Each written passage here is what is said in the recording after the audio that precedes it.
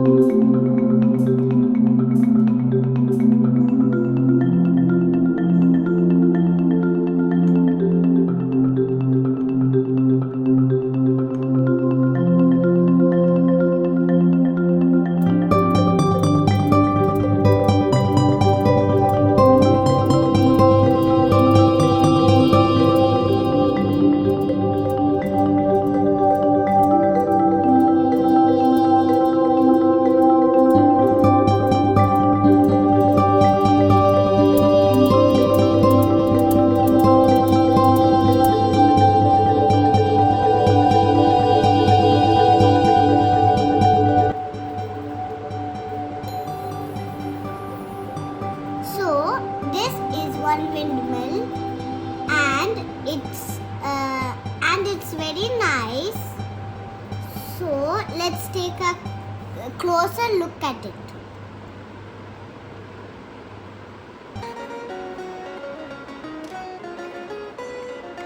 It also spins, and these are the two trees.